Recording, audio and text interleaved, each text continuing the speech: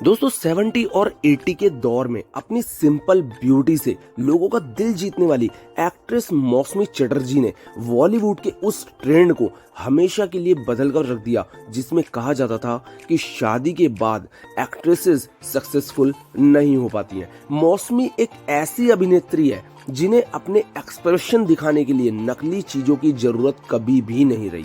वो अपने अभिनय को हमेशा से जीती आई है और जो उनका एक्सप्रेशन स्क्रीन पर आता था वो वाकई लोगों की आंखों में आंसू ला देता था। महज 18 से 19 साल की उम्र में ऑन स्क्रीन मां बनने से लेकर और कैरेक्टर रोल तक में मौसमी ने जो अपनी एक्टिंग का जलवा बिखेरा, लोग आज भी उसको याद करते हैं। तो दोस्तों आज आप समझ तो गए होंगे मैं जिस एक्ट्रेस के जीवन के कुछ अनछुए पहलू लेकर आया हूं वो आपके सामने है और उनका नाम है मौसमी चटर्जी। दोस्तों वीडियो एंड तक देखना, आपको बहुत सारे मैं अनछुए पहलू दिखाने वाला हूं। दोस्तों 26 अप्रैल 1955 को कोलकाता में जन्मी मौसमी का दरअसल असली नाम इंदिरा चटर्जी है और ये नाम एक्ट्रेस की उनके सिस्टर ने उन्हें दिया था। उनके पिता एक फौजी थे और माँ एक हाउसवाइफ थी। मौसमी बचपन से ही एक्टिंग करना चाहती थी। वो हमेशा से एक अच्छी एक्ट्रेस बनना चाहती थी और वो बनी भी। मौसमी कोलकाता में जहां रहती थी वहां उनके आसपास बहुत सारे फिल्म स्टूडियोज थे। एक दिन मौसमी वहां से गुजर रही थी, तभी मौसमी पर उन दिनों के मशहूर फिल्म मेकर तरुण मजूमदार की निगाह पड़ी और उन्होंने उसी वक्त मौसमी को अपनी बंगाली फिल्म बालिका वधू के लिए चुन लिया। मौसमी जो बचपन से ही फिल्मों में काम करना चाहती थी, आखिरकार उनका ये सपना 1967 में फिल्म बालिका वधू से पूरा भी हुआ। दोस्तों जब मौसमी इस फिल्म में काम कर रही थी उस वक्त उन्होंने अपनी हाई स्कूल की पढ़ाई पूरी की थी। उनकी इस फिल्म में मौसमी के लाजवाब अभिनय ने लोगों को अपना दीवाना बना दिया। फिल्म मेकर और डायरेक्टर उन्हें अपनी फिल्म में साइन करने के लिए बेताब थे, लेकिन एक्ट्रेस के पिता नहीं चाहते थे कि मौसमी एक्टिंग करे।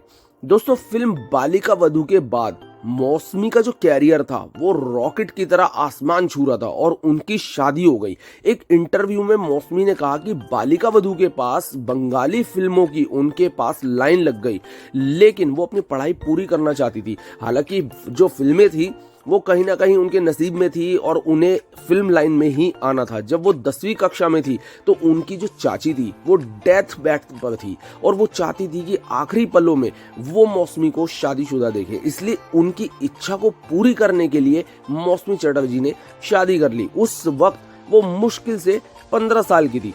मौसमी चटर्जी का रिश्ता उनके पिता ने अपने पड़ोसी हेमंत कुमार के बेटे और उस समय के बेहद मशहूर संगीतकार जयंत मुखर्जी के साथ तय कर दी। दोनों ने बिना देर किए ही सगाई कर ली। भले ही कहने को ये अरेंज मैरिज थी, लेकिन बाद में मौसमी चटर्जी भी अपने पति को पसंद करने लगी और उनके अनुसार एक इंटरव्यू में मौसमी चटर्जी ने खुद बताया कि वो उनके साथ बहुत ही खुशहाल जीवन बिता रही थी। उस वक्त एक्ट्रेस फिल्म परिणीता में काम कर रही थी।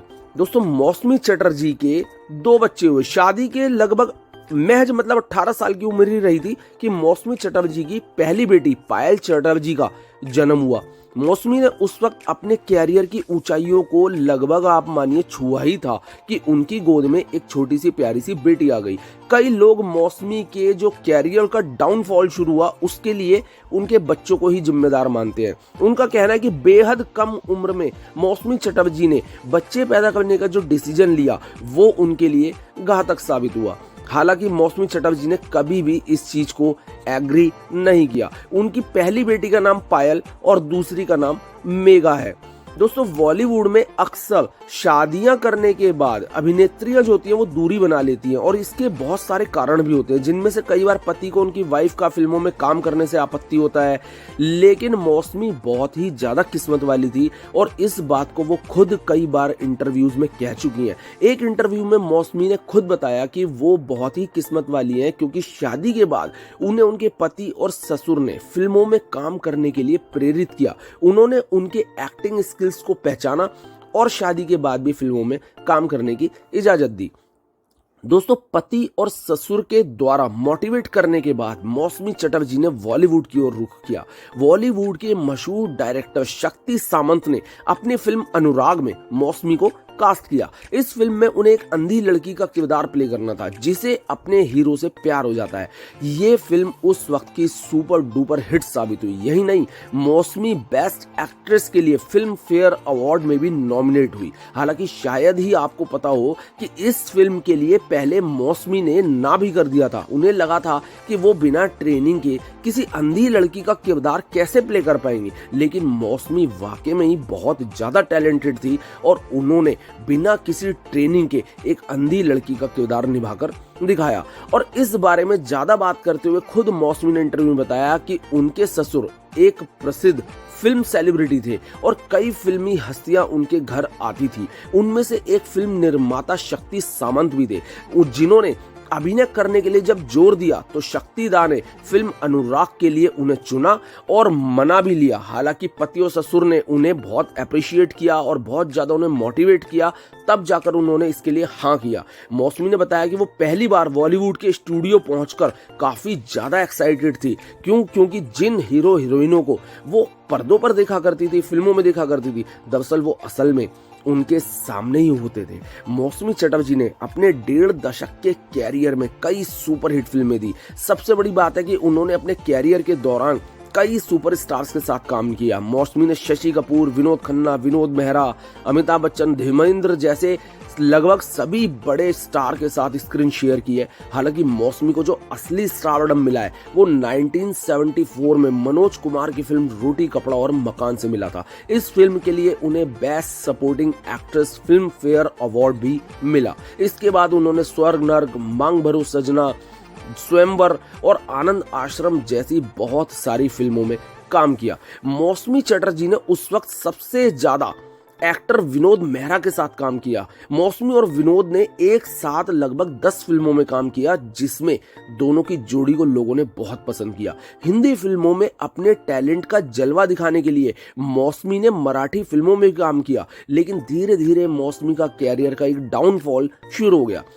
ईयर 1985 के बाद से उन्हें फिल्मों में सिर्फ और सिर्फ सपोर्टिंग रोल मिलने लगे। उन्होंने वतन के रखवाले, आग ही आग और घायल जैसी कई फिल्मों में अभिनय किया और उसमें उन्होंने अपनी सशक्त एक्टिंग का सबूत भी दिया। अपने फिल्मी कैरियर में जबरदस्त एक्टिंग करने वाली मौसमी को 2015 में फिल्म फेयर की ओर से लाइफ टाइम अचीवमेंट अवार्ड भी मिल चुका है। दोस्तों, हाल फिलहाल में अभी मौसमी चटर्जी ने राजनीतिक दुनिया की तरफ अपना कदम रख दिया है। हालांकि 2004 में भी उन्होंने कांग्रेस की मेंबरशिप ली थी, लेकिन अभी 2019 में मौसमी चटर्जी ने भारतीय जनता पार्टी की सदस्यता ले ली है।